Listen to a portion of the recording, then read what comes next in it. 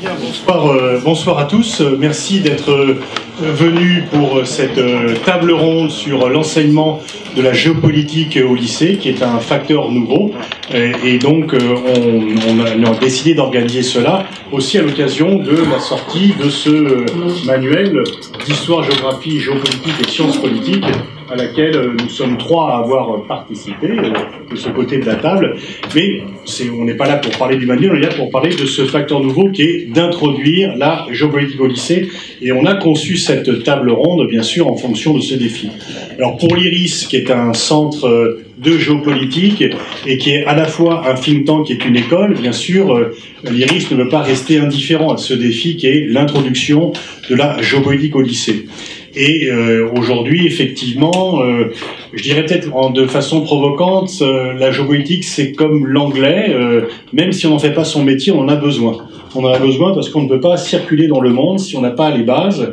Et il y a des gens qui peuvent faire profession de géopolitique, mais même si on est simple citoyen ou quelle que soit la profession que l'on fait, on ne peut pas ignorer la géopolitique parce que dans ce monde globalisé, les événements qui se déroulent à l'autre bout de la planète ont des répercussions directes sur notre vie quotidienne. Et je pense qu'il y a une prise de conscience qui a été faite, prise de conscience bien sûr par le ministère, et Monsieur Stéphane Vautier va nous expliquer un peu ce qui a conduit le ministère de l'Éducation nationale à introduire au lycée, donc en classe de première pour la rentrée prochaine, puis en classe de terminale pour 2020, la géopolitique, mais également pour les citoyens. Et cet amphithéâtre, dès que l'on organise une réunion sur un sujet, sur une zone, sur une tension, sur un pays est plein, et nous qui à l'IRIS allons souvent en dehors de Paris, j'étais encore hier soir à Val-de-Reuil, et bien on voit qu'à chaque fois il y a un appétit du public, du grand public pour les questions géopolitiques, ce qui prouve bien que cette nécessité d'appréhender les questions géopolitiques, elle est comprise par l'ensemble de concitoyens qui ont intégré le fait qu'ils ne peuvent pas réellement se passer d'une compréhension du monde extérieur. Moi, quand j'étais à l'université, on ne parlait pas de géopolitique. Parce que en France, pendant très longtemps, la géopolitique avait une connotation très sulfureuse. Elle était associée à l'espace vital et aux notions d'espace vital qui avaient été instrumentalisées par Hitler, même si les géopoliticologues allemands du 19e siècle n'avaient pas eu cette vision. Mais en tous les cas, pendant très longtemps, la géopolitique, qui en plus avait été à la mode, puisque Pinochet avait également été un professeur de géopolitique, donc des raisons étaient nombreuses pour ne pas avoir une tendresse naturelle pour ce domaine. Mais en même temps, une discipline ne doit pas être la victime de ceux qui l'instrumentalisent. Hitler avait aussi utilisé la médecine, on a quand même continué à étudier la médecine, et donc il faut raison garder par rapport à cela. Et puis ensuite... En fait, à l'époque, on parlait surtout de relations internationales et j'ai un souvenir un petit peu quand même douloureux à l'université puisque le cours que j'ai suivi de relations internationales, c'était un cours en première année de droit, donc il y avait soit les cours d'institution des relations internationales qui étaient quand même en fait très peu sexy et les cours de relations internationales, celui que j'ai eu, s'arrêtaient à la création de la SDN. Donc effectivement, les débats les plus vifs était pas trop existant et pour l'enseignant qui le faisait, les remises à jour étaient relativement limitées. Depuis quelque temps, c'est un peu l'inverse. La géopolitique est partout, on en parle de plus en plus. Elle n'est plus considérée comme une matière qu'il faut cacher, elle est considérée comme une réalité qu'il faut affronter, qu'il faut maîtriser, que l'on appelle géopolitique, relations internationales, en tous les cas la compétition entre les acteurs, les rivalités entre les acteurs qui peuplent la scène internationale sont à l'ordre du jour, et la géopolitique est déclinée, peut-être parfois de façon excessive, comme tous les phénomènes de mode, il y a parfois des dérives, effectivement, mais en tous les cas, on voit bien que c'est quelque chose qui est central, et les questions internationales, les questions de rivalité entre acteurs, qu'ils soient étatiques ou non étatiques, sont vraiment au centre de l'actualité. Et les médias en parlent de plus en plus, et je remercie Xavier Martinet qui va nous expliquer comment il travaille dessus, et donc il y a de plus en plus de conférences, de revues, de débats, de colloques dessus, avec des assistances à chaque fois de plus en plus nombreuses. Quand le mur de Berlin est tombé, au début des années 90, certains me disaient, mais en fait, tu as choisi une profession qui va conduire au chômage, puisque la paix universelle va s'établir, il n'y aura plus de géopolitique. Alors je ne me dirais pas que je me réjouis de la poursuite des conflits, mais les théories de la fin de l'histoire, qui nous auraient tous un peu concernés, aussi bien à cette tribune que dans la salle, ces théories iréniques, excessivement optimistes et en fait instrumentalisantes de la fin de l'histoire, n'ont pas été vérifiées. Et la géopolitique, ce n'est pas forcément les conflits, c'est aussi la façon de terminer les conflits, c'est aussi la façon de gérer pacifiquement la rivalité, c'est aussi la façon d'atteindre des objectifs communs, comme par exemple quand, pour une fois, la communauté internationale se met d'accord pour signer un pacte en décembre 2015 pour se mettre d'accord pour lutter contre le changement climatique dans la diversité des acteurs. Donc lier la géopolitique au conflit est faux, c'est la gestion du monde, la gestion des acteurs du monde, et elle peut tout aussi être harmonieuse que conflictuelle, tout dépend des choix qui seront faits. En tous les cas, donc, on va ouvrir le débat. Chacun des participants aura une dizaine de minutes pour présenter son point de vue, et ensuite on va ouvrir le débat avec vous, comme à chaque fois que l'on fait. Et en fait, pour vous expliquer la façon dont on a conçu ce débat, Monsieur Stéphane Vautier, qui est co-directeur du manuel, et en même temps inspecteur principal pédagogique, va nous dire comment, pourquoi le ministère a décidé de mettre la géopolitique comme enseignement, ce qui peut susciter des débats. Madame Fanny Malliot-Viel, qui est l'une des auteurs de ce manuel, va nous expliquer, qui est enseignante bien sûr, et l'une des co-auteurs du manuel, nous expliquer comment elle a abordé la rédaction du manuel, la conception du manuel, et comment elle a en fait un peu intégré les réactions qu'elle a au quotidien de ses élèves pour passer de l'autre côté et rédiger un manuel qui soit utilisable par les élèves à venir. Nathalie Coste, qui est professeure à Mantes-la-Jolie et qui dirige le processus, comment on appelle ça, la convention, voilà, de préparation des élèves du lycée Saint-Exupéry à Sciences Po. Donc, le lycée Saint-Exupéry est collé au Val-Fouré, c'est censé être un quartier difficile. Moi, je pense pas que ce soit un coupe-gant, j'y vais et je reviens vivant à chaque fois, mais elle nous expliquera comment on enseigne la géopolitique dans des zones où, paraît-il, il n'y a plus... voilà, bref, comment enseigner la géopolitique dans les territoires non perdus de la République pour remettre les choses en ordre. Et Xavier Martinet, qui est le producteur de l'émission sur France Culture, Les enjeux internationaux, qui passe à des heures matitinales, mais qui, grâce au podcast, a une audience beaucoup plus forte, et qui donc chaque jour, en une dizaine de minutes, prend un enjeu géopolitique et essaye d'en faire l'explication la plus complète. C'est la durée est à la fois suffisante pour expliquer quelque chose et permet d'aller à l'essentiel. Et j'imagine que dans cet amphithéâtre, vous êtes nombreux à l'écouter ou à le podcaster. Donc voilà un peu comment on a conçu cette table ronde, et je vais tout de suite céder la parole à Monsieur Stéphane Vautier. Oui, merci pour cette invitation. Alors, pour répondre à cette première question, je vais un peu la transformer et je vais me poser une question assez proche. Pourquoi la géopolitique n'est-elle pas arrivée dans les programmes, dans les lycées avant ? C'est-à-dire qu'elle arrive aujourd'hui, et pourquoi finalement, alors même que le succès de la géopolitique est plus ancien, on en parle depuis longtemps, et depuis les années 90, c'est devenu quand même quelque chose d'assez central dans les médias et dans les débats.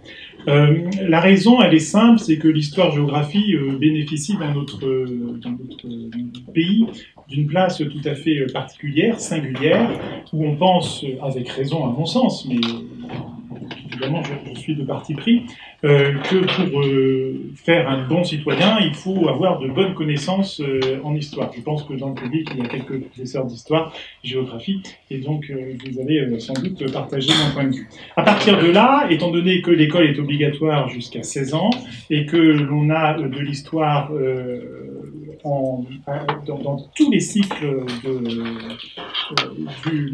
de l'école, depuis l'école primaire jusqu'en terminale, il n'y a que la série STI2D où il n'y a pas d'histoire, c'est-à-dire que c'est la seule discipline, à ma connaissance, qui soit enseignée depuis... Oui, non, il n'y en a pas en STI2D en terminale, ça je vais dire. Je sais qu'il y en a en première, bien sûr, mais la STI2D ne va pas jusqu'en terminale, l'histoire géo ne va pas jusqu'en terminale en STI2D. D'ailleurs, ce sera transformé cette année, puisque les STI2D seront sur le même programme que les autres séries technologiques. Donc, forcément, à partir de là, il fallait donner des repères à tous les élèves, et ces repères, étant donné qu'en plus, on part du principe que l'école étant obligatoire jusqu'à la fin de troisième, enfin jusqu'à 16 ans, il faut d'abord terminer le programme pour la fin de troisième, puis recommencer ensuite à partir du lycée. Il n'y avait pas véritablement de place pour ces problématiques, même si on les abordait sur l'étude du monde contemporain, comme vous le savez, de façon un peu annexe ou connexe, ça dépendait des façons de faire. Donc là, avec cette réforme, vous pouvez évidemment penser ce que vous voulez de cette réforme, mais elle a au moins, elle a ce mérite de scinder le tronc commun qui donne un cadre très précis et qui doit s'adresser à l'ensemble des élèves, d'où l'aspect assez classique de cet enseignement du tronc commun, puisqu'il faut que tous les élèves aient les repères qu'on juge nécessaires pour poursuivre leurs études, ou s'arrêter s'ils veulent rentrer dans la vie active. On a aussi cette spécialité, comme vous le savez, la réforme du lycée a introduit des spécialités, 3 à prendre à partir de la première, suivies par 2 en terminale, et ces spécialités sont ouvertes à des objets d'enseignement qui sont assez nouveaux, assez radicalement nouveaux, et qui nous ont permis, qui ont permis au groupe concepteur des programmes d'explorer des voies un petit peu marginales, marginales dans l'enseignement, qui ne sont pas marginales dans les questionnements sociaux actuels. Et donc, on a choisi aussi, on a pu se dégager de cette approche chronologique qui nous est nécessaire pour les élèves, pour avoir une approche thématique, chronothématique bien évidemment, mais qui permet d'approcher des objets d'études tout particuliers. La démocratie, alors démocratie, on en parlait auparavant bien sûr, mais on en parlera de façon plus spécifique dans ces programmes, et puis d'autres questions que vous avez en tête, évidemment, les liens entre pouvoir et religion par exemple, ou d'autres thématiques qui seront développées en terminale par la suite. Donc à partir de là, on a une approche plus globale, où la géopolitique d'ailleurs n'est pas exclusive, comme vous le savez, ça ne s'appelle pas géopolitique, ça s'appelle histoire, géographie, géopolitique, sciences politiques. Donc on a une approche plurielle d'un objet qui peut être étudié comme ça dans sa dimension historique, géographique et autres. Voilà. Merci. Je vais passer maintenant la parole à Fanny Maillot-Viel. Alors moi, j'ai un peu peut-être réfléchi plus que certains, parce qu'on est sur ce manuel depuis un petit bout de temps. On est bien content qu'il soit sur la table. Alors, bien sûr, on s'est posé un certain nombre de questions. Comment ma réponse, elle va être comment réussir à intégrer la géopolitique dans nos pratiques, tout en suivant le programme. C'est-à-dire qu'on a vraiment un programme pluridisciplinaire. Alors, la première question qu'on s'est posée, c'est que veut dire pluridisciplinaire? C'est-à-dire que est-ce qu'il faut voir le même objet à chaque fois d'étude sous tous les angles, ou privilégier un angle? Bon, déjà, c'était la première question. Mais au-delà de tout ça, la première question qu'on s'est posée, c'était comment ne pas tomber avec certains thèmes. Il y a certains thèmes qui sont très actuels. Et ça, on était, je pense, tous assez heureux d'avoir des thèmes très ancrés alors pas forcément dans l'actualité, mais dans les préoccupations contemporaines, parce qu'on voit bien que c'est ce qui accroche nos élèves. Et on ne peut pas toujours le faire en classe avec les programmes d'histoire géo qu'on avait traditionnellement. Donc la première chose, c'était comment aborder donc ces thèmes parfois très contemporains, même ouvrir les thématiques avec des problèmes très contemporains, sans tomber dans le discours médiatique. Je pense que le premier problème qu'on s'est posé, c'est vraiment le problème de l'objectivation de notre discours. C'est-à-dire comment on va se positionner. Les élèves baignent dans un flot d'informations, même si ils ne s'informent plus comme nous on s'informait, c'est certain, ou comme chacun, on s'informe tous d'ailleurs assez différemment, j'ai pu remarquer. Mais ce qui est sûr, c'est qu'ils ont un flot d'informations. Il va falloir faire le tri entre ce qui est de l'immédiateté, de l'hyper réactivité face à une information qui est devenue, on parle d'infobésité, c'est une information qui est devenue complètement obèse. On ne peut pas tout analyser. Donc l'idée c'était ça, c'était de réfléchir d'abord dans ce manuel comment mettre de la distance par rapport à cette actualité, tout en gardant voilà, un attrait pour les élèves. Alors, c'est Éric Rochon, le réalisateur du Bureau des légendes, vous savez, cette série française qui a beaucoup de succès, qui disait que lui, passer par les services secrets, justement, prendre l'optique des services secrets, ça permettait de dépassionner le débat. Mais voilà, c'est exactement ce qu'on a cherché à faire, et je pense que c'est ce que tout professeur va chercher à faire, c'est de dépassionner le débat. Mais parce que du coup, voilà, on a des réactions à chaud et que ça peut poser des problèmes parce que ça peut toucher aussi de très près les élèves. Ça, je pense qu'on pourra l'aborder tout à l'heure avec Nathalie. Mais nous, ça nous a tout de suite posé le problème des sources. C'est-à-dire qu'on a quand même l'habitude de rechercher des sources en histoire, de rechercher des sources en géographie. Là, c'est encore un peu différent.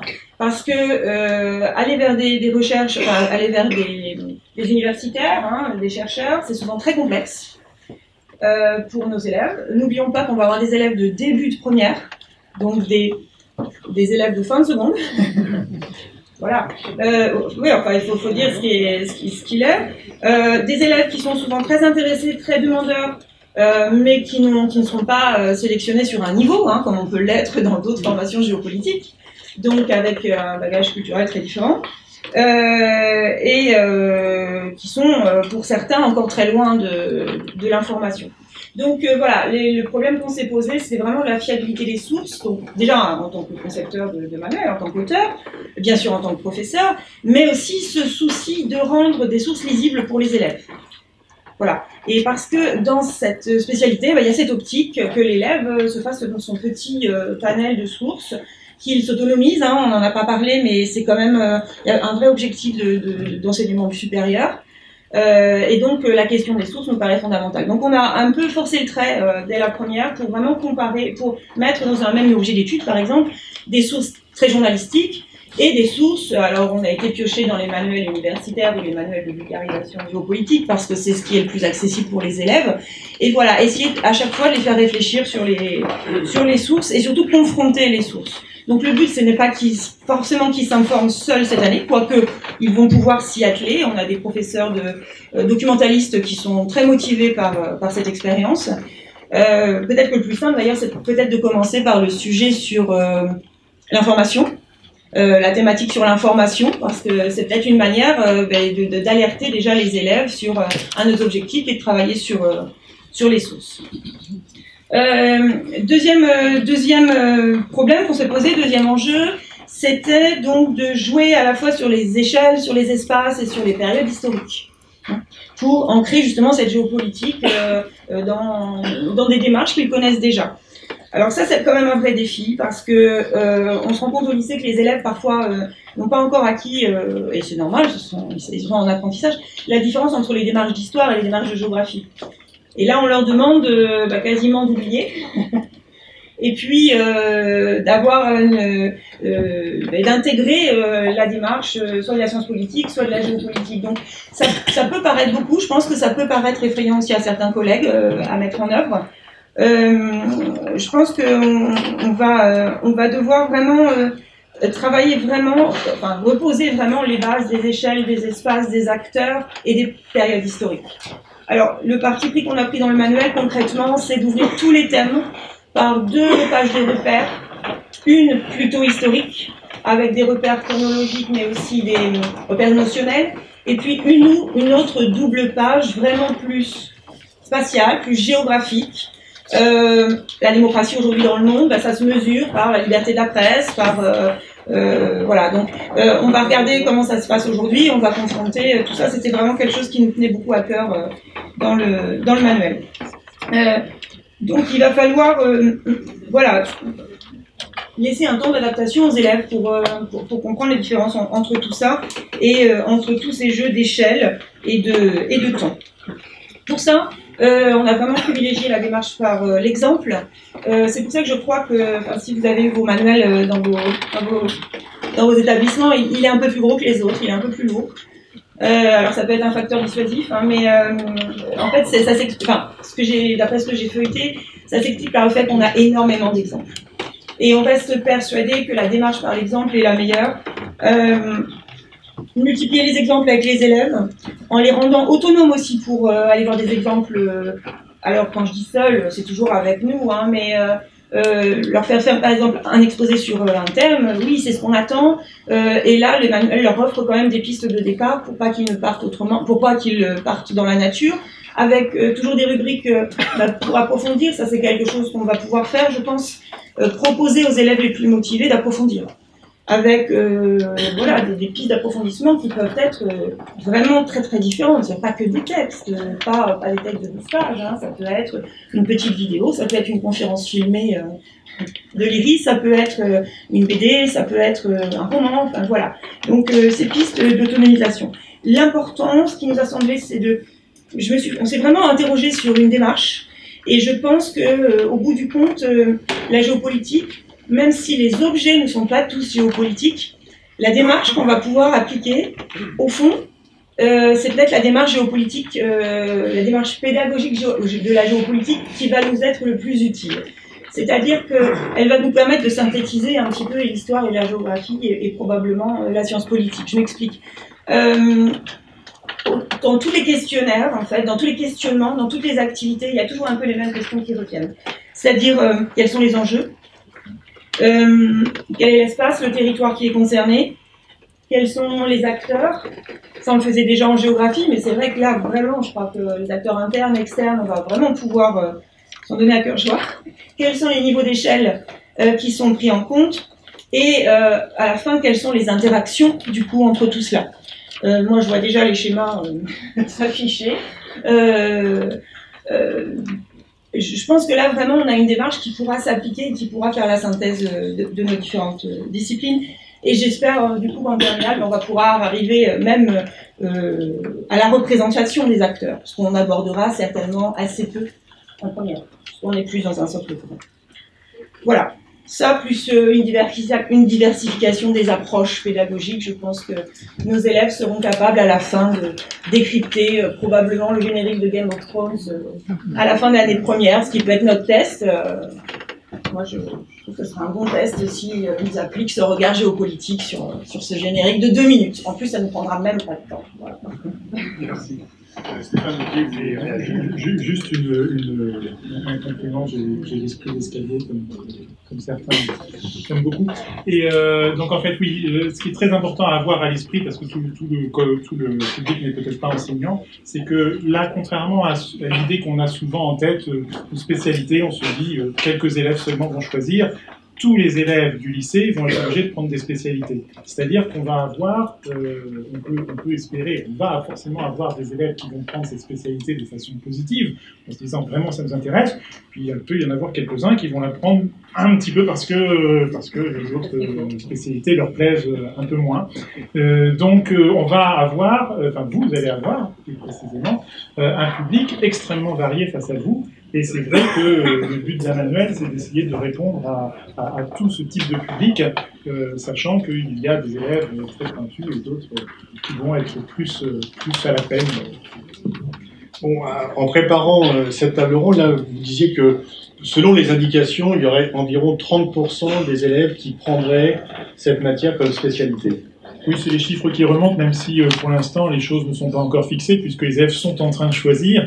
Donc ce serait un peu bizarre que de dire déjà ce que l'on sait. C'est juste par rapport aux remontées du terrain, on est à peu près sur 30%, l'équivalent des sciences économiques et sociales, l'équivalent des langues, c'est-à-dire une spécialité qui est relativement bien prise par les élèves et qui on va voir ensuite s'ils la gardent en terminale.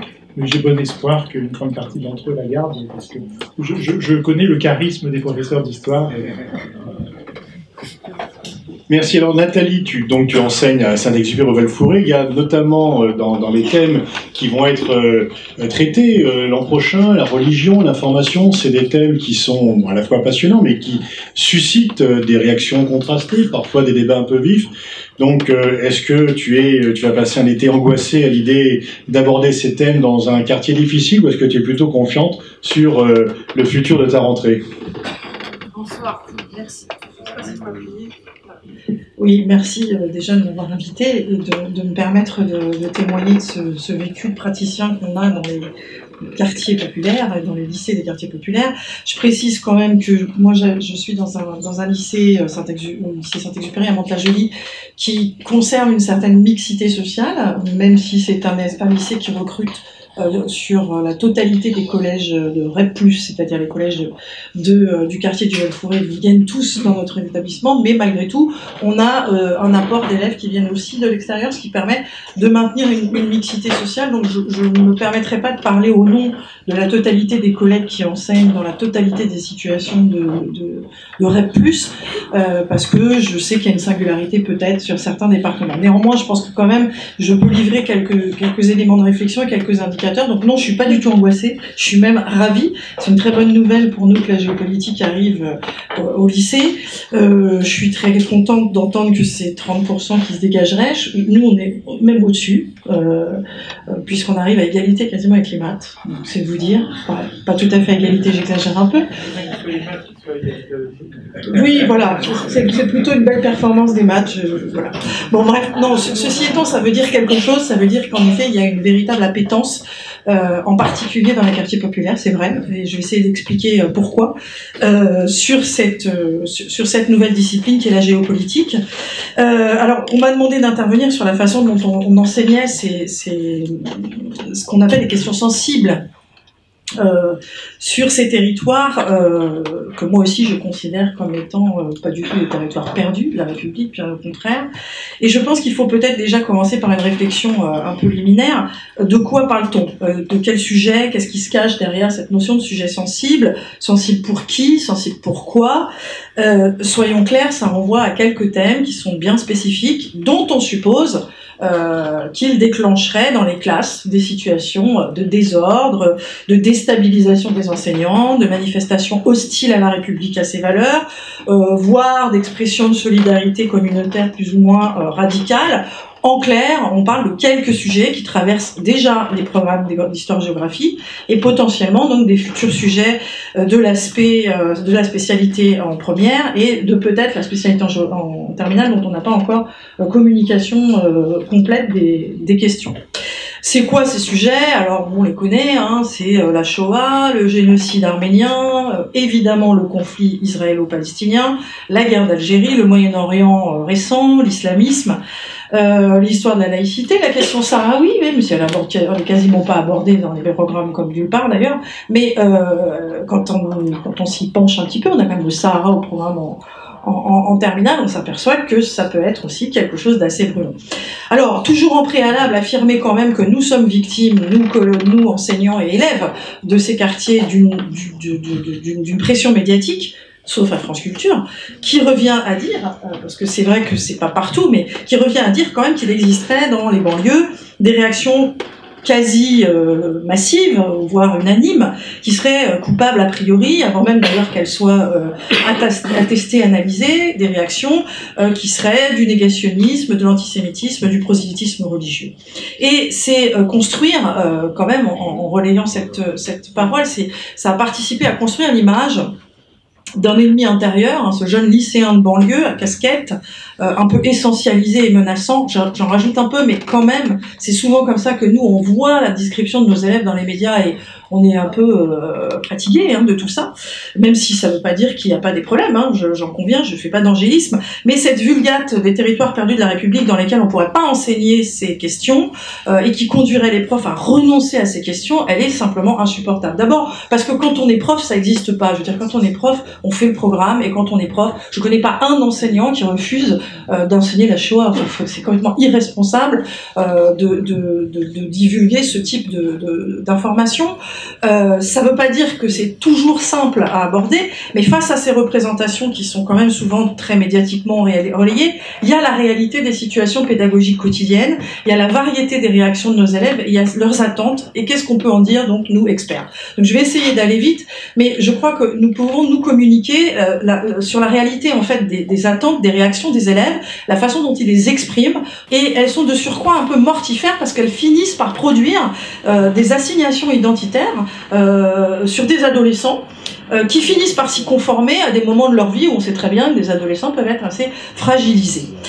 Donc quelle est la réalité de la perception de ces questions en classe par nos élèves sur, par exemple, donc je vais prendre un exemple emblématique qui est le conflit israélo-palestinien, que je vais prendre comme exemple principal tellement il est chargé de représentations fortes. Oui, c'est vrai, et ne l'oublions pas, il y a une attente spécifique chez nos élèves de banlieue sur cette question. D'abord parce que il faut bien mesurer, comme pour tous les adolescents de France, nos élèves sont angoissés par l'état du monde. Ils ont peur, comme les autres. Ils sont candidement épris, comme tous les adolescents de France, de paix universelle. Et ils sentent bien que ce point névralgique, constitue le Moyen-Orient, est un obstacle à cette paix universelle qu'ils souhaitent. Et ils savent aussi que ce conflit israélo-palestinien est inscrit dans le temps, que c'est un conflit long, que c'est un conflit chaud, pour lequel ils sont nourris, c'est vrai, et on en a parlé précédemment, d'images, par les réseaux sociaux notamment, qui ne décodent pas. Toujours, et c'est là où notre rôle est essentiel sur, en effet, le traitement des médias, le statut des sources, le statut des documents, et aussi par, c'est vrai, les télévisions du monde arabe, qu'ils regardent, mais dont ils ne maîtrisent pas la langue. Et ça, c'est très important de le signaler. Nos élèves ne maîtrisent pas l'arabe du Moyen-Orient. Ils maîtrisent un arabe dialectal, et pour autant, ils sont souvent, c'est vrai, connectés, et aussi parce que ça occupe des places dans les discussions familiales. Mais il ne faut pas non plus exagérer le niveau de connaissance de nos élèves. Ils sont cependant assez ignorants, finalement, du conflit, comme tous les autres. Ils n'en connaissent rien de solide, mais c'est vrai qu'ils manifestent pour autant une curiosité plus aiguisée sur ce conflit. Alors pourquoi ? Parce qu'il y a une empathie, c'est vrai, particulière, qui est perceptible chez les jeunes de quartier, comme on dit, avec les Palestiniens, qui jouent le rôle, d'une certaine manière, de catalyseur identitaire. Le Palestinien, c'est pour eux la figure romantique de l'opprimé. Alors ils mettent pas ces mots, c'est moi qui les mets bien sûr, mais pour eux ça fait usage de figure romantique de l'opprimé. C'est une image un peu sublimée qui entre souvent en résonance avec, à tort ou à raison évidemment, mais avec la représentation qui se font de leur vécu, qui est marqué par la relégation sociale, territoriale souvent, qu'ils peuvent subir. Et il y a une espèce de fusion lyrique avec cette identité palestinienne qui fonctionne comme un surcroît d'identité pour eux-mêmes, qui est fondé parfois sur une proximité religieuse. Et en outre, le palestinien, ou maintenant le syrien ou le yéménite d'ailleurs, est perçu comme celui que le monde abandonne. Le monde arabe en premier lieu d'ailleurs, une espèce de prolétariat géopolitique avec lequel on a une empathie. C'est aussi perceptible d'ailleurs que à cette occasion s'exprime dans les classes la question de l'impunité internationale. Toujours dans cette même soif adolescente en fait de justice. C'est-à-dire pourquoi c'est possible ? Pourquoi on laisse faire ? Comme là, pour ce problème comme pour d'autres. Face par exemple au sort des territoires occupés ou l'absence de solutions diplomatiques, tout ça génère chez eux une incompréhension, une perte de confiance dans le droit international qui peut nourrir, si on n'est pas là, alors je dis pas qu'on réussit à tout, mais qui peut nourrir une forme de fatalisme, de dépit, de nihilisme. Et parfois, c'est vrai, la tentation de la simplification, voire d'un recours dans le pire des cas au complotisme. Mais ils sentent quand même tous confusément, et c'est l'expérience vraiment que je voudrais rapporter après 26 ans d'expérience sur ce territoire, qu'ils ont besoin d'explications. Et c'est là qu'on doit d'abord les écouter avant qu'ils ne nous entendent, à mon avis.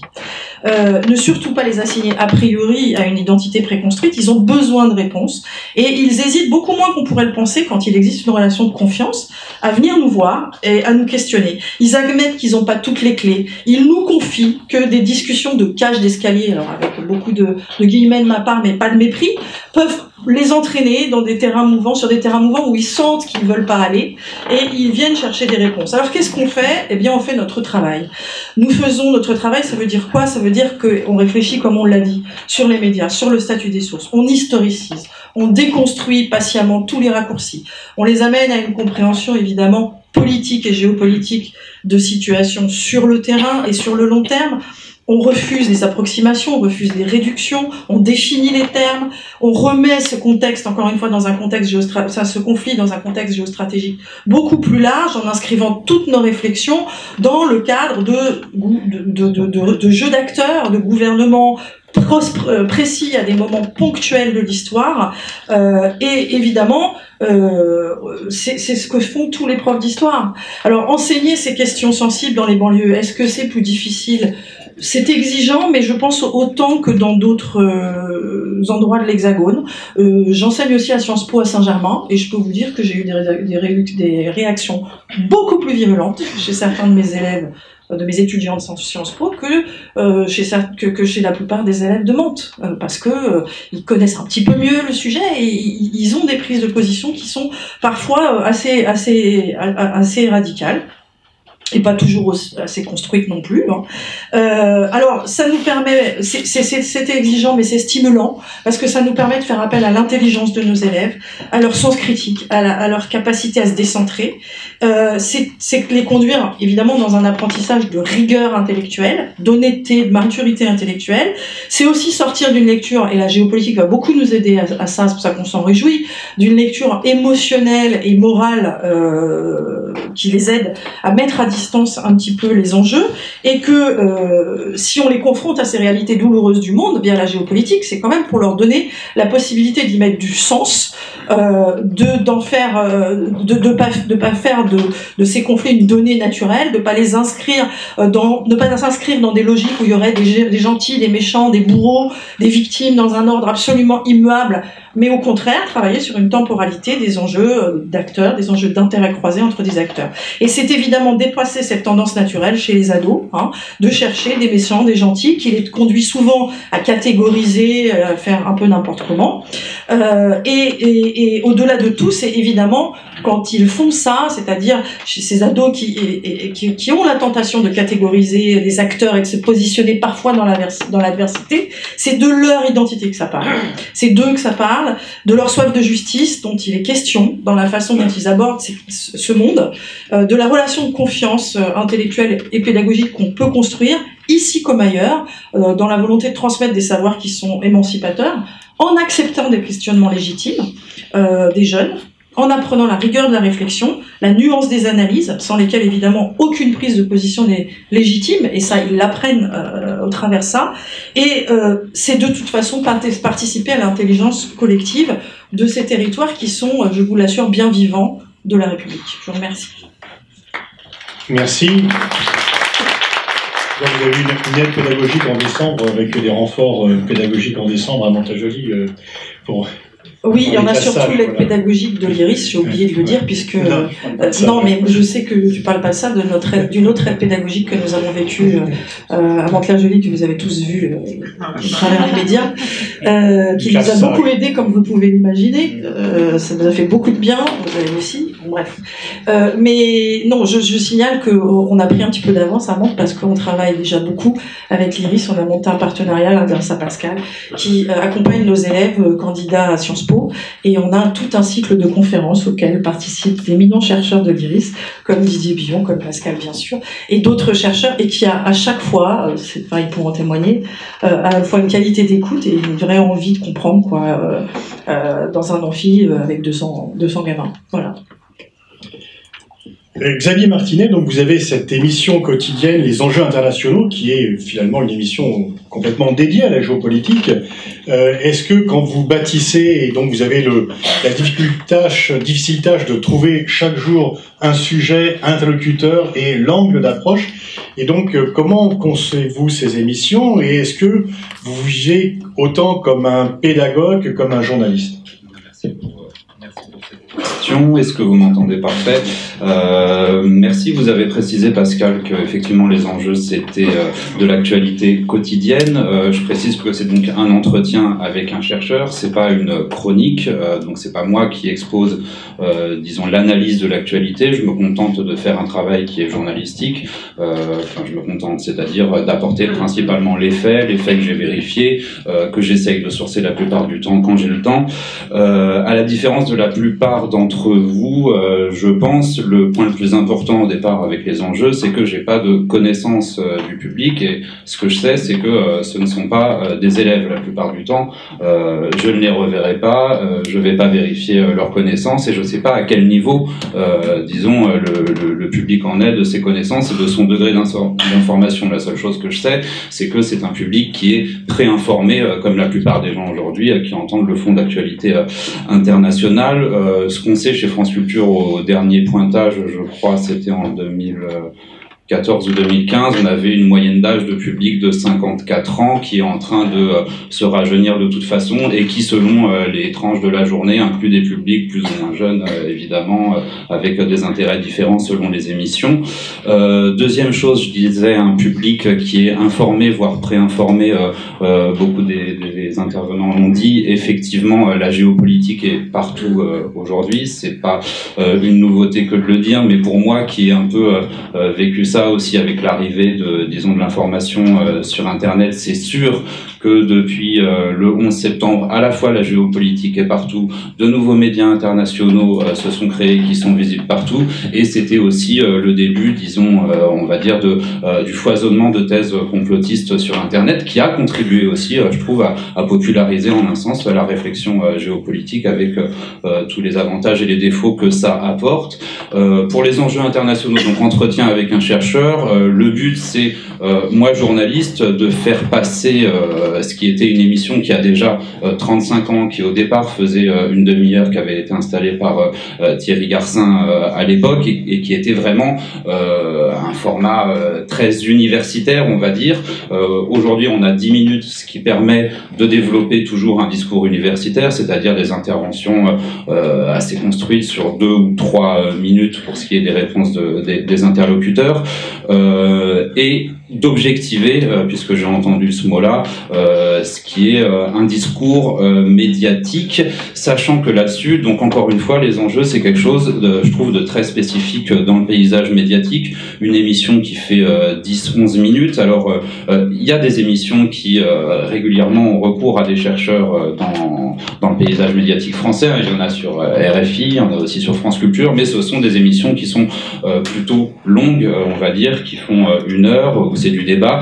Là, comme Pascal l'a dit, c'est un sujet d'actualité qu'on va essayer de développer, et dont on va essayer de tirer une sorte de tableau ou panorama de l'actualité. Mon travail à moi, donc je le disais, c'est d'apporter de l'information journalistique. Encore une fois, ça veut dire vraiment sourcer. J'essaye toujours de me référer au fil de dépêche AFP, aller sur les Twitter des intervenants, de pouvoir croiser et de pas donner une info dont je suis pas sûr, même quand c'est chaud, et ça peut l'être assez selon certains sujets. Hein. Il suffit qu'on traite, je sais pas, du conflit au Yémen ou en Syrie, et puis bon bah voilà, les bombes ou les nouvelles pleuvent un peu toutes les heures.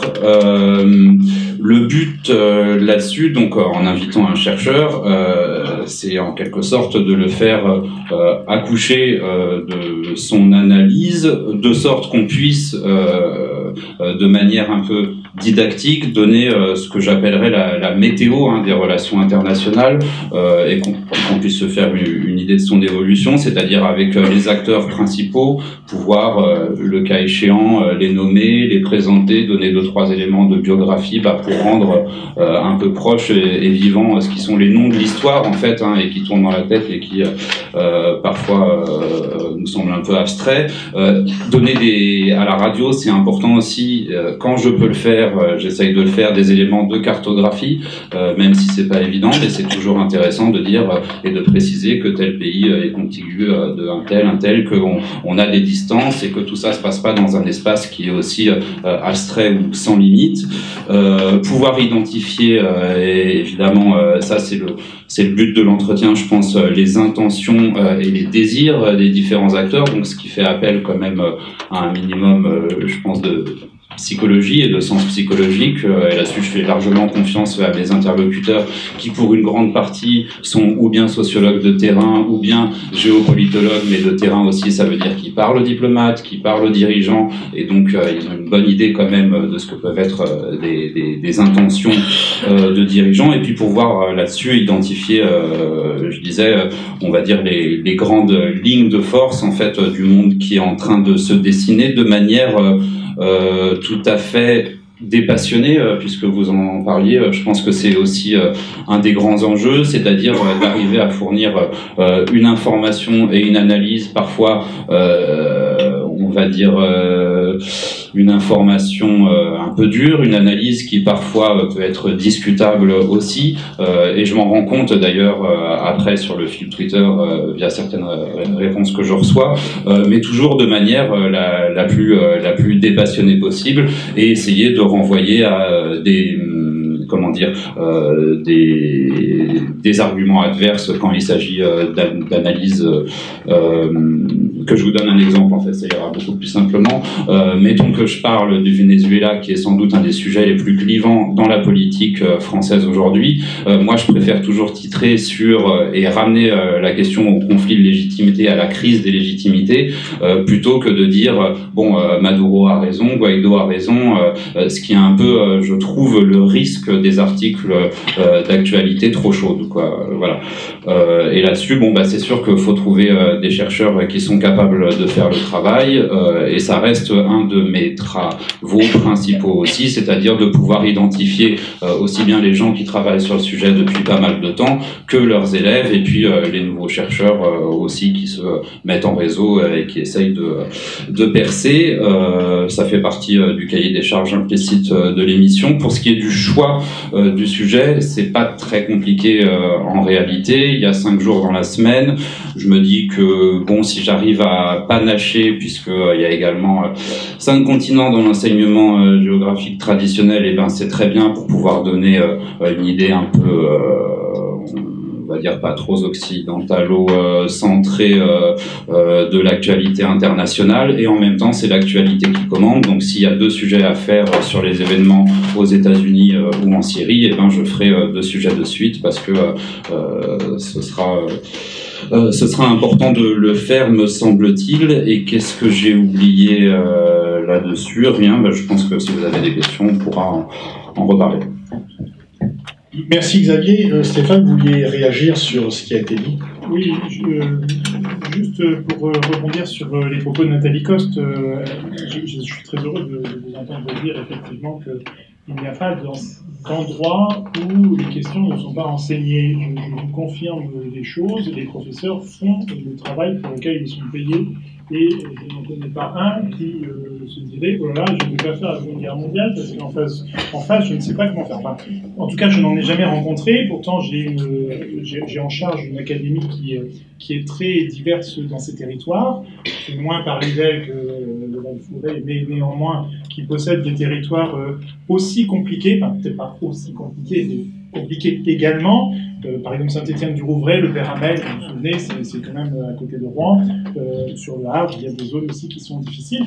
Il n'y a pas de difficulté. Enfin, je veux dire qu'il n'y a pas de difficulté, mais les enseignants font leur travail. En revanche, j'ai eu des difficultés, des professeurs qui se sont retrouvés en difficulté dans des zones rurales.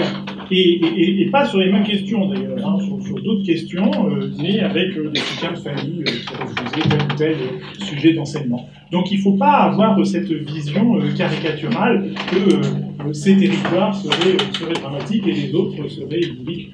C'est absolument pas vrai. Et le métier d'enseignant, le métier d'historien, enfin d'enseignant d'histoire-géographie, à partir du moment où il aborde des sujets qui ont un écho dans les médias, forcément expose à quelques difficultés de ce genre, que les enseignants dépassent en général très facilement. Enfin très facilement.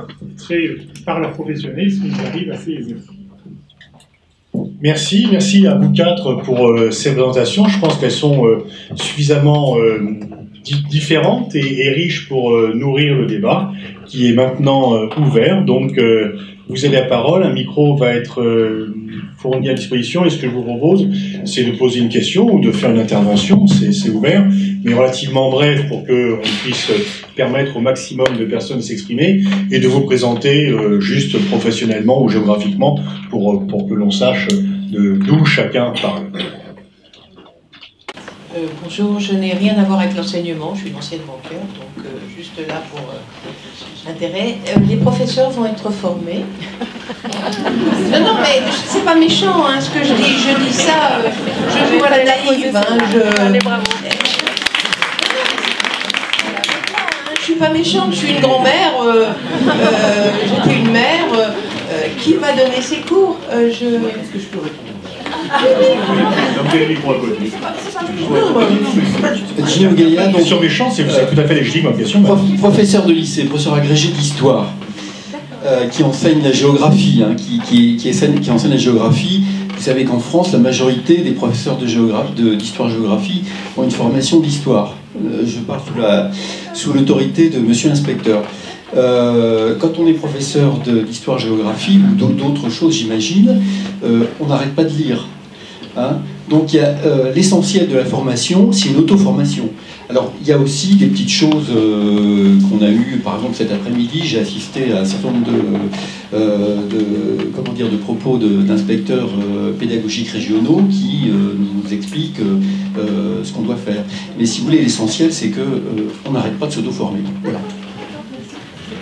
Oui, alors je rajouterais que pendant très longtemps, on a enseigné l'histoire de l'Égypte avec beaucoup d'intérêt, sans aucune formation, puisqu'il y a quand même très peu d'égyptologie à l'université, et les professeurs ont réussi sans difficulté. Ceci dit, il y a quand même un plan académique de formation qui accompagne les enseignants. On se pose des questions en ce moment même pour savoir quelles sont les questions qu'on va mettre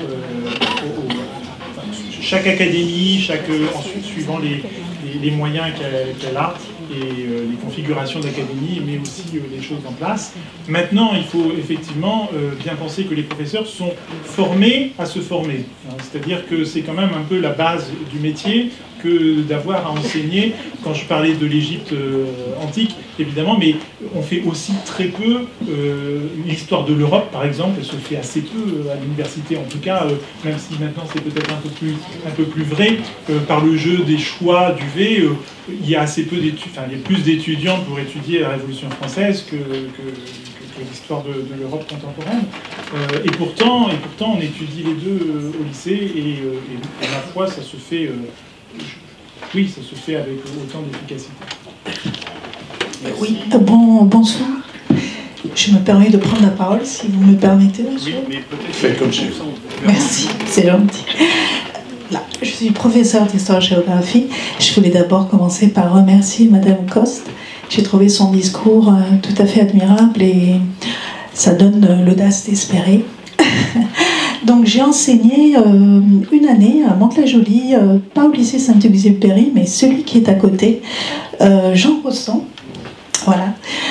Eh bien, j'ai un point de vue qui est peut-être un petit peu différent du vôtre, même s'il y a bien sûr des choses avec lesquelles je suis d'accord. Alors je dirais oui, bien sûr, ils ont certainement une soif de justice et un désir de paix universelle, mais ce que j'ai pu constater, c'est qu'ils ont surtout besoin d'une reconnaissance. Et là, je fais référence à un livre que j'ai lu d'Axel Honneth, un philosophe allemand, qui a écrit un livre qui s'intitule « La lutte pour la reconnaissance ». Et là, j'ai vraiment perçu qu'il y avait cette problématique chez les élèves de double culture. Donc, il y a effectivement le sujet de la Shoah que j'ai pu ouvrir avec les élèves.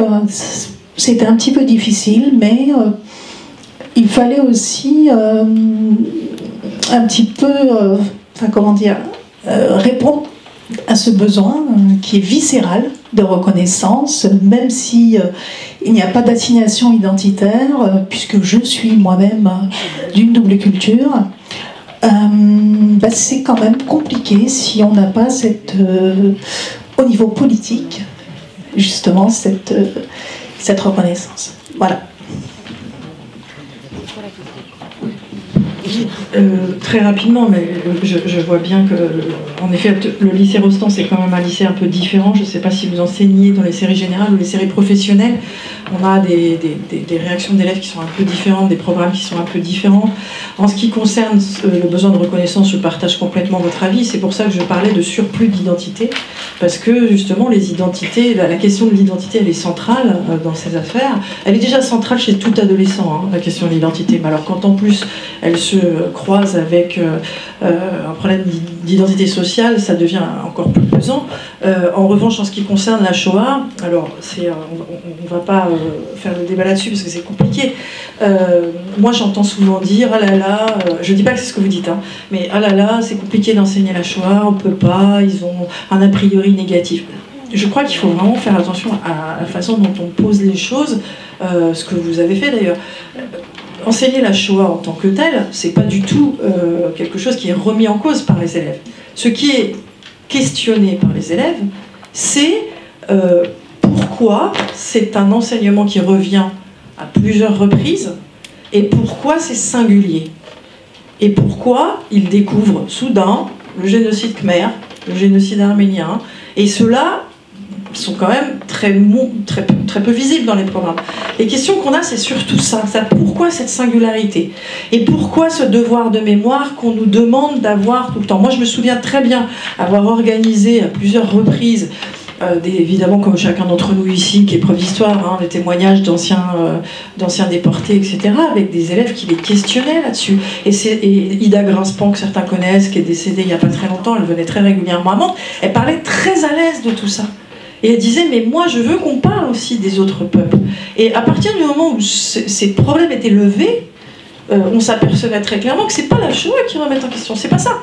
C'est pourquoi cette place dans l'enseignement, sans préjuger d'ailleurs de la légitimité ou pas, mais simplement une interrogation.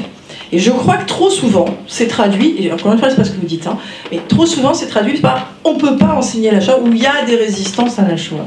Et je crois vraiment qu'il faut être beaucoup plus précis dans ce qu'on dit, il faut analyser beaucoup plus ce qu'ils veulent dire par là.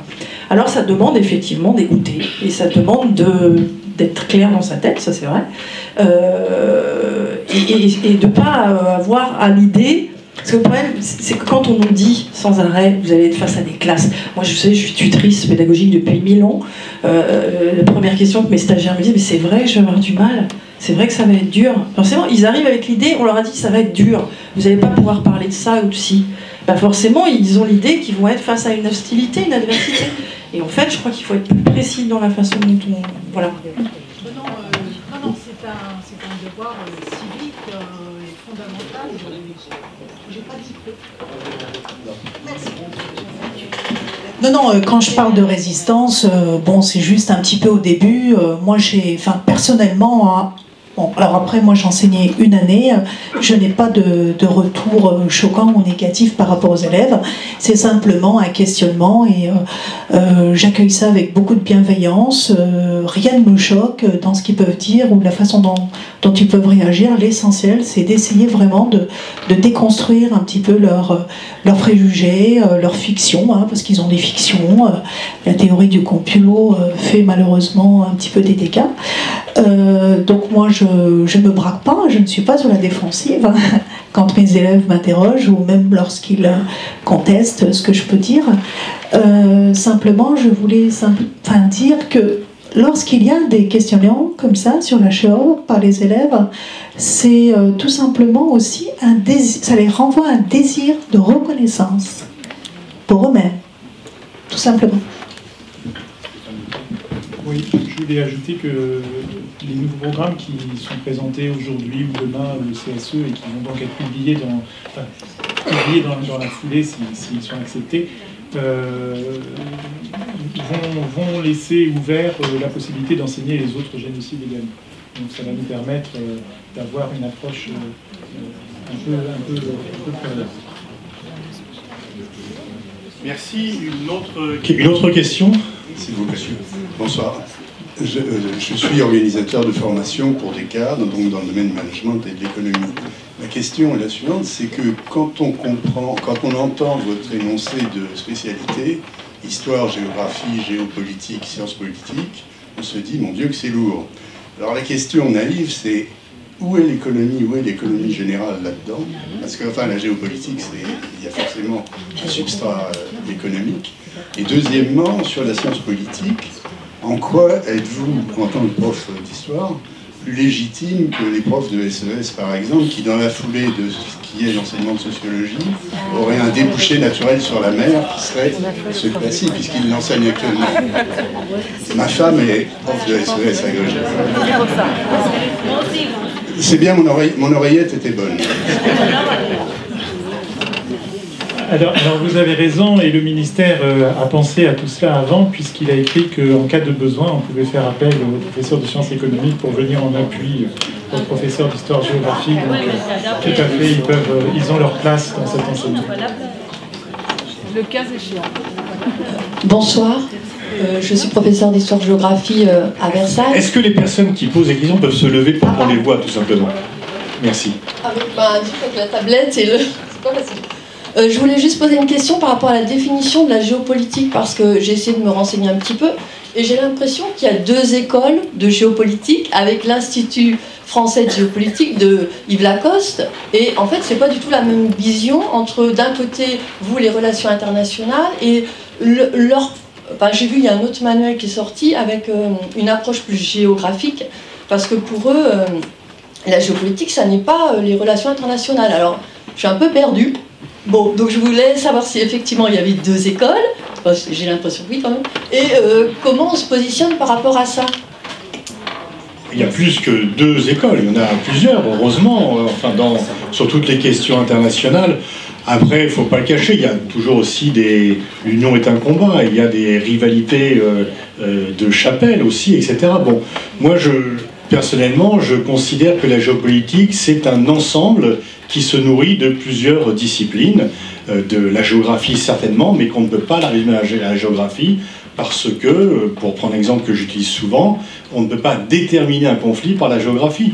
La France et l'Allemagne se sont fait de multiples guerres, la frontière n'a pas changé, et nous n'avons plus les mêmes relations avec l'Allemagne qu'auparavant.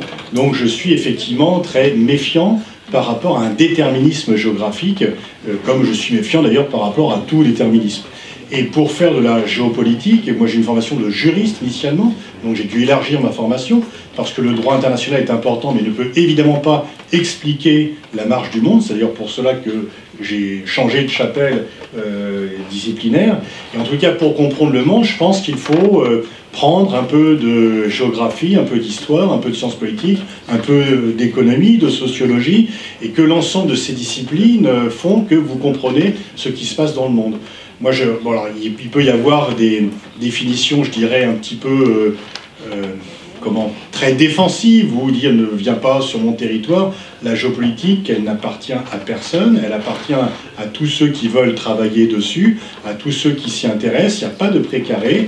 Tant mieux qu'il y ait de la concurrence, ça évite aux gens de s'endormir sur leur laurier réel ou supposé, et qu'il est très bien qu'il y ait plusieurs think tanks sur les questions internationales, qu'il y ait plusieurs émissions sur ces questions-là, et que donc la géopolitique, c'est vraiment un carrefour de savoir. De même que, je prends un autre exemple, si vous faites de l'urbanisme, eh ben vous faites appel à une multiplicité de disciplines qui viennent se réunir pour expliquer l'urbanisme. La géopolitique, c'est pareil. Mais donc, je crois que les querelles théoriques de chapelle, à mon avis, elles sont, je dirais, un peu inutiles, et que chacun respire où il peut, il y a du soleil pour tout le monde, et franchement, les jalousies disciplinaires et mesquineries universitaires, je pense, n'ont pas vraiment de mise ici. Donc, je voudrais intervenir. C'est ce que vous faites, oui. Bon, oui. Le naïf n'était pas si naïf. Mais on n'a jamais prétendu cela. Non, mais ça semblait très évident que les professeurs d'histoire que je vénère, que je connais très bien, enseignent la géopolitique, mais ils ont besoin d'autre chose. Il y a autre chose. Non, mais, Madame, alors je ne vais pas parler en leur nom, mais ils font autre chose. Mais en tous les cas, on peut penser que les professeurs d'histoire et géographie sont plus légitimes à enseigner la géopolitique que les profs de maths, d'EPS ou ailleurs. C'est que bon, voilà, mais évidemment, bon. J'aimerais continuer sur ce sujet puisque, madame, je trouve qu'effectivement votre question est intéressante. Moi, je suis professeure de français, on va se dire qu'est-ce qu'elle fait là. Mais j'ai une formation... Merci. J'ai une formation en sciences politiques où j'ai fait un master de géopolitique. Donc là, pour le coup, j'ai la formation. Et c'est une spécialité qui m'intéresse tout à fait parce que je pense que se pose aux enseignants de spécialité géopolitique la question de comment rendre accessible des savoirs transdisciplinaires, interdisciplinaires, ce que Sciences Po s'efforce de faire. Et donc, je pense que ça va être un petit peu l'enjeu, arriver à faire des ponts entre les disciplines sans être trop général et en étant parfois, en prenant des exemples très précis comme ceux que vous avez cités sur le conflit israélo-palestinien, d'ancrer les choses dans les territoires, etc. Et donc je pense que ce qui serait intéressant, c'est effectivement de prendre des enseignants d'histoire et aussi peut-être de formation sciences politiques qui pourraient amener cette dimension pédagogique. Voilà. Oui, vous avez raison. Et il se trouve que avec un groupe de professeurs, on travaille sur... c'est pas de la géopolitique, hein, mais c'est quelque chose qui est proche. On travaille sur le génocide rwandais et je travaille avec des professeurs de philo, des professeurs d'histoire et on va bientôt, l'an prochain, faire rentrer des professeurs de lettres parce qu'on a besoin de leur éclairage. Après, il faut organiser les enseignements dans les établissements, donc il faut un peu flécher les choses, parce que déjà que l'échelle d'établissement, tout ça, enfin, de fait un peu compliqué. Si on leur dit vous pouvez prendre qui vous voulez, ça va être un peu difficile. Néanmoins, je refais la même réponse que tout à l'heure. Le ministère a bien précisé les choses. Hein. Professeur d'histoire-géographie, avec en appui les professeurs de sciences économiques, si besoin. Bonsoir. J'ai une question qui est très pratique et qui va reprendre un petit peu... Oui, je vais me présenter. Et qui reprend votre titre, en fait, sur les défis de l'enseignement. J'enseigne à Asnières-sur-Seine. Je suis professeure d'histoire-géographie au collège et en lycée. Vous avez dit dans votre introduction que la géopolitique, c'était comme l'anglais. On en avait forcément besoin dans un monde globalisé. Dans nos établissements, comment convaincre les familles des élèves qui sont en seconde de cette nécessité? Comment convaincre nos chefs d'établissement que cette spécialité, elle a sa place, tout comme d'autres spécialités? Pendant des années, l'enseignement de l'anglais a été, l'enseignement des langues a été en France minoré, catastrophique. Je me rappelle arrivé en première année de droit où les gens demandaient s'ils parlaient anglais et tout le monde disait « Ah non, je parle pas anglais, j'ai fait que 7 ans au lycée, donc et au collège, donc je parle pas anglais, j'en ai fait que 7 ans. » Aujourd'hui, ça serait plus le cas. Voilà. Donc je pense que c'est pour ça que je voulais faire la comparaison de la géologique. Mais je laisse Stéphane Vautier répondre. Oui, alors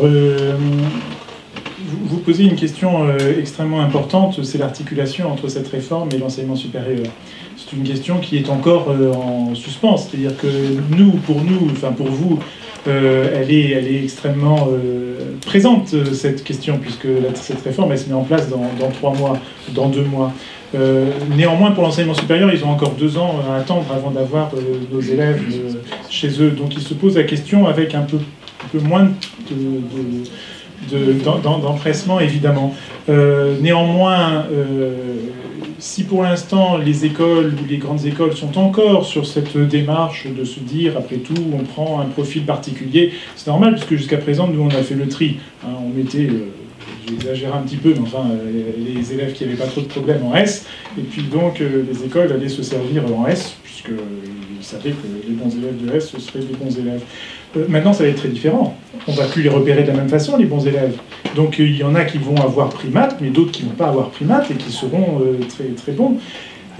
Et cette question, elle doit être articulée, elle doit être expliquée avec l'autre aspect de notre enseignement qui est devenu une base de la réflexion du collège, mais qui est aussi très présente au lycée maintenant, c'est-à-dire qu'il y a les connaissances, évidemment, il y a aussi les capacités que l'on travaille naturellement en histoire-géographie et qu'on le fera en géopolitique.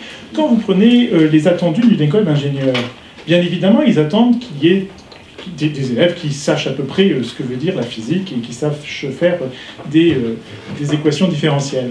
Mais ils attendent aussi des élèves qui soient autonomes, qui s'expriment à l'oral, parce qu'ils ne vont pas avoir beaucoup de temps de le faire par eux-mêmes, et qui sachent se documenter, et qui sachent avoir une distance critique vis-à-vis des choses qu'on va leur demander, notamment dans le monde pour lequel ils sont formés, c'est-à-dire un monde assez mouvant, où on n'a pas encore tous les tenants et les aboutissants, contrairement aux écoles des années 60, où on savait à peu près, où on pensait savoir à peu près vers où on enverrait nos élèves. Donc ça, ces capacités, c'est exactement ce que nous allons travailler avec eux, enfin que vous allez travailler avec eux. Donc je pense, moi, que c'est une discipline qui n'ouvre pas toutes les portes à elle toute seule, évidemment. Il faudrait quand même être naïf pour penser cela, mais elle peut développer des capacités qui sont largement exploitables dans tous les domaines de l'enseignement supérieur. Merci. Bonjour. Je me présente, je suis professeur de sciences économiques et sociales au lycée Marcelin Berthelot de Pantin, en Seine-Saint-Denis. Je m'intéresse à cette nouvelle discipline à plusieurs titres, à titre de citoyen, parce que la géopolitique m'intéresse, l'histoire et la géographie aussi, et à titre professionnel aussi, puisque j'ai enseigné les sciences politiques pendant longtemps. Et donc, alors sans m'inscrire dans un débat de la légitimité de qui voilà, en tout cas, le débat ne sera pas clos ce soir certainement. Le préambule du programme de cette nouvelle discipline stipule que l'enseignement de cette discipline doit être articulé avec un enseignement de sciences économiques et sociales. Alors, ma question c'est, comment vous voyez ça, et est-ce que ça n'est pas contradictoire avec l'esprit de la réforme qui veut abolir les filières? Et comme vous l'avez dit, normalement, les élèves doivent choisir des spécialités de manière totalement indépendante les unes des autres. C'est l'esprit de la réforme. Or, il est écrit noir sur blanc dans le programme que cet enseignement doit s'articuler avec un enseignement de sciences économiques et sociales. Dans le préambule du programme. Autant que de... Il peut être le cas échéant. Ou le cas échéant. Toujours le cas échéant. Je reprends le préambule que je ne connais pas par cœur, mais... Moi non plus. Et il me semble avoir lu ce que je viens de dire. À ce titre, il s'articule de manière souple et cohérente avec le programme de l'enseignement de spécialité de sciences économiques et sociales. Donc c'est écrit à l'indicatif. Il s'articule surtout, c'est-à-dire qu'effectivement, les deux enseignements sont faits... En fait, oui, non, voilà, j'y suis. C'est-à-dire que les deux enseignements de spécialité sont faits pour ne pas être concurrentiels. C'est-à-dire qu'ils peuvent être complémentaires. C'est-à-dire que c'est pas parce qu'un élève aura pris histoire, géographie, sciences politiques, géopolitique, qu'il pourra, s'il s'intéresse aux sciences économiques et sociales, qu'il aura une approche spécifique SES. L'approche spécifique SES, elle est traitée dans la spécialité spécifique SES, qui elle-même est construite pour ne pas empiéter sur cette discipline. C'est vrai que si les groupes d'experts avaient travaillé sans se mettre d'accord, on aurait pu avoir des choses finalement concurrentielles, dans le sens où les élèves auraient pu se dire « Ah bah finalement je vais faire telle spécialité, puisque de toute façon une partie du programme est traitée, de l'autre spécialité est traitée dans celle que je prends ». Donc c'est pas le cas. Donc si les élèves veulent articuler les deux spécialités, ils le peuvent, mais les deux spécialités s'articulent aussi avec d'autres spécialités suivant. Il faut bien penser l'objectif final de l'élève, enfin en tout cas le parcours de l'élève, et on peut avoir comme cela des combinaisons qui sont tout à fait, qui pour nous peuvent paraître un peu hétérodoxes et qui, parce que l'élève a un projet particulier, sont tout à fait intéressantes.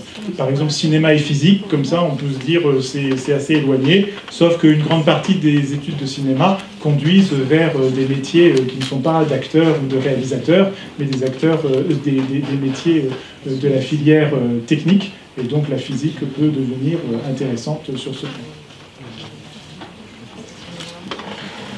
Georges Trevelaki, je suis professeur émérite de géopolitique. J'ai enseigné à Paris 4, à Paris 1. J'ai été impliqué dans la création du master de géopolitique. Donc, ce n'est pas une nouvelle discipline, hein. C'est quelque chose qui est établi. Et je peux vous rassurer que nous avons élaboré la théorie et qu'il y a des réponses. Bien sûr, il y a des désaccords, mais il y a des réponses à ces questions que vous vous posez. Donc, ce n'est pas quelque chose de nouveau. Ce qui est nouveau et extraordinaire, c'est que la géopolitique était introduite au secondaire. C'était le sens de ma remarque quand j'ai dit nouvelle discipline. D'accord. Je suis conscient que ça existe depuis longtemps, mais au lycée, c'est totalement nouveau. Oui, mais c'est l'objet de cette table ronde, d'ailleurs. C'est bien sûr pour nous, universitaires, une reconnaissance extraordinaire. Donc, c'est très bien. Alors, j'ai regardé très rapidement ces manuels qui me paraît extrêmement très intéressant, très bien fait.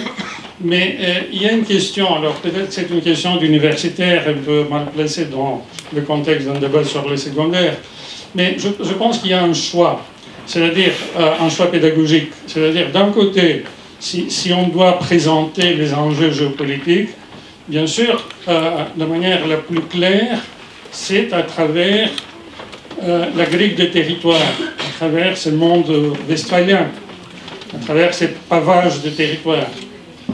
Je pense que c'est le choix que vous avez fait. Mais en même temps, nous vivons dans un monde où justement cette organisation de l'espace est en train de changer et les enjeux les plus importants pour l'avenir sont beaucoup plus liés à cette mutation de l'espace. C'est tous les débats sur, bien sûr, la mondialisation, c'est les rôles des réseaux, pas seulement des réseaux techniques, mais aussi des réseaux, par exemple, les diasporas. Alors, donc, d'un côté, si on laisse cela de côté, ça nous permet de présenter une image claire et facile, mais en même temps, on risque de s'enfermer dans ce qui a été appelé le piège territorial, c'est-à-dire de renforcer encore plus cette rigidité d'esprit qui risque ensuite d'empêcher les élèves, enfin, qui apprennent le géopolitique pour l'avenir, pas pour aujourd'hui, qui vont vivre dans un monde où la fluidité de l'espace va devenir de plus en plus importante, de les empêcher de saisir ces dimensions. Je vais faire une remarque à propos de ce qui a été dit. Comment convaincre? Eh bien, comment convaincre? Parce que ce qui préoccupe les élèves et les parents, c'est leur avenir. Qu'est-ce qu'on va faire dans un monde qui devient imprévisible? Comment est-ce qu'on va adapter nos stratégies de carrière, notre vie, dans un monde dont le profil n'est pas connu? On est très loin de notre époque où on savait à peu près dans quel monde on allait vivre. Alors donc la géopolitique apporte la réponse ou donne des outils pour réfléchir à propos de cette question. Donc la géopolitique est essentielle pour les jeunes qui doivent construire leur avenir. Merci. Merci. Fanny, vous allez répondre. Oui, par rapport au territoire, je suis tout à fait d'accord avec vous. Alors, on est quand même contraint par un programme. Donc, c'est notre lecture du programme, mais ça reste quand même un programme. Et puis, dans le... Ça renvoie à la question programme. Oui, ça renvoie en grande partie à la question du programme. D'ailleurs, en première, on regarde plutôt comment les réseaux vont impacter ces territoires. Mais en terminale, on va faire un peu le contraire. C'est-à-dire qu'en terminale, il est prévu qu'on rentre par les réseaux, justement. Et bon, des bribes de programmes sont déjà sorties. Les diasporas, les réseaux financiers sont au programme de l'an prochain. Et c'est vrai qu'en parallèle, ils ont un cours sur la mondialisation. Donc en fait, voilà, on est sur les bases en première. Le pavage territorial est encore une grille de lecture aisée, mais on la dépasse déjà dans certains chapitres et on va pouvoir la dépasser en terminale. On va encore prendre deux questions pour respecter le temps de madame et monsieur. Alors, je ne sais pas si on m'entend. Alors moi j'enseigne, je me lève, bonjour. J'enseigne l'histoire-géographie, je suis agrégée de géographie. J'enseigne l'histoire-géographie donc à côté de Fontainebleau. Et je voudrais vous faire part de ma préoccupation du moment parce que je suis coordinatrice de l'équipe d'histoire-géographie. Nous avons donc 4 heures par semaine à enseigner et nous avons nos collègues de SES qui veulent leur part du gâteau. Donc nous avons, parce que bien sûr, comme citoyens, ils sont intéressés par toutes ces questions, donc on s'est réunis et puis on a dit bah, qu'est-ce que tu prends, qu'est-ce que je prends, etc. Et il s'avère qu'en fait, ils ne sont pas très à l'aise avec le programme, mais ils veulent quand même, bon, ils se sentent quand même à l'aise pour quelques parties, mais pas des thèmes entiers. Ce qui veut dire que pour élaborer les emplois du temps, on va être vraiment très embêté parce que combien d'heures on va leur donner sur l'année. Alors je me suis plongée dans un calendrier hier soir et puis donc j'ai calculé. Donc si vous avez 0,75 heures par semaine et nous 25 heures par semaine, ça vous fait tant de... voilà, c'est ça qu'il faut savoir aussi parce que ça fait partie de notre quotidien. Hein, évidemment, on va s'en sortir, on va réussir à les convaincre, on est des professionnels de l'enseignement. En tant que professeur d'histoire-géographie, on est ouvert à tellement de thématiques qu'on pourrait tout enseigner, hein, même l'anglais parfois, puisqu'on est aussi professeur en section européenne parfois. Donc voilà, mais concrètement, je suis un petit peu angoissée en ce moment parce que je ne sais pas quoi leur donner, parce que ça repose sur mes épaules et je vais demain dans le bureau du proviseur. J'espère qu'au moins vous aurez retenu quelques arguments de cette table ronde pour préparer votre rendez-vous demain. Monsieur ? Oui, merci. J'avais une question. Je suis professeur de géographie à Champigny. J'avais une question, c'est juste que dans les programmes, j'ai pas vu beaucoup de femmes. Et je me demandais comment est-ce qu'on pourrait faire en sorte de montrer la moitié de l'humanité un petit peu dans ces programmes. C'est quand même un défi d'enseignement qui me paraît important. C'est une question toute bête, donc si vous avez juste des pistes de réflexion là-dessus, je suis preneur. Fanny, vous êtes doublement compétente pour répondre à cette question. C'est une question qu'on pose souvent pour l'histoire. C'est vrai que l'histoire des rois de France, il y a peu de femmes, oui. Alors pour le coup, comme j'ai travaillé sur plusieurs... J'ai travaillé aussi sur la géographie, c'est vrai que c'est une question qu'on s'est posée aussi en géographie. Il me semblait que les femmes étaient bien plus présentes dans le tronc commun, que c'était une véritable avancée en seconde et en première, en histoire notamment. Et c'est vrai qu'on s'est peut-être moins posé la question dans ce programme-ci. Donc j'y réfléchir et je vous répondrai, mais là... mais je pense qu'en terminale, on aura plus d'appui. En même temps, il faut faire du volontarisme en la matière, et nous, c'est ce que l'on sait, et vous voyez d'ailleurs que cette table ronde est parfaitement paritaire. Mais en même temps, on ne peut pas modifier les réalités quand on les commente. Donc, quand on dit que l'histoire ne fait pas assez de place aux femmes, elle a été, peut-être malheureusement, elle a été faite par les hommes. Donc, si vous faites l'histoire des rois de France, vous allez trouver peu de femmes, ou à des rôles qui ne sont pas centraux. Et quand vous parlez de géopolitique, c'est vrai que le pouvoir est essentiellement masculin dans l'après-guerre au XXe siècle, et que cela change.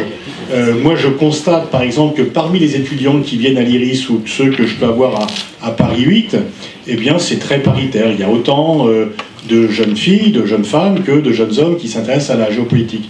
Par contre, parmi mes collègues de ma génération, les hommes sont majoritaires. Donc, il faut aussi attendre que l'effet génération se passe. Il faut bien sûr du volontarisme, mais c'est aussi le reflet de réalités passées sur lesquelles on travaille à les corriger. Bon, ce serait la dernière, alors allez-y. C'est pas une question. Oui. C'est pour donner un élément de réponse à laquelle je suis professeur de sciences économiques et sociales. Un micro arrive, madame. Ça va être rapide en fait. Donc j'enseigne les sciences économiques et sociales et notamment la spécialité de sciences politiques depuis quelques années. Avant c'était une option première, donc ça fait plusieurs années que certains professeurs de SES enseignent les sciences politiques. Donc on a eu le même problème de répartition d'heures, etc., etc. Alors nous ça a été un petit peu plus simple parce que ayant un enseignant de sciences politiques, on a regardé les programmes et on a regardé ce qui correspondait plus à nos compétences et au cours qu'on enseignait, et le chapitre sur la démocratie pour nous est vraiment le plus évident en tant que professeur de sciences politiques. Après c'est pas du tout un découpage horaire, c'est plus voilà, ce qui convenait ou pas. Voilà, c'est ce qui nous paraît le plus évident, sorti de je veux ça, je veux ça, je veux ma part du gâteau. On attend le programme de terminale, on verra comment ça va se faire, mais c'est vrai que les autres parties, personnellement, je me sens moins à l'aise, mais comme vous l'avez dit tout à l'heure, tout enseignant est capable, enfin, a priori capable de s'auto-former, mais c'est vrai qu'il y a plus de légitimité pour ce qui est vraiment très très historique pour les professeurs d'histoire. Enfin, pour nous, c'est évident, mais la démocratie, ça me paraît vraiment assez simple pour nous parce qu'on l'enseigne déjà, en fait, en sciences politiques. Merci, on va terminer cette table ronde. Merci aux 4 intervenants, merci au public. Je reprendrai les... les propos de Stéphane Gaultier, en fait, on peut se demander pourquoi la géopolitique n'est pas rentrée plus tôt au lycée, effectivement. Mais en tous les cas, on voit que cette introduction suscite de l'intérêt, suscite des débats et suscite finalement des débats stimulants et de l'appétit pour la rentrée prochaine. Merci à tous.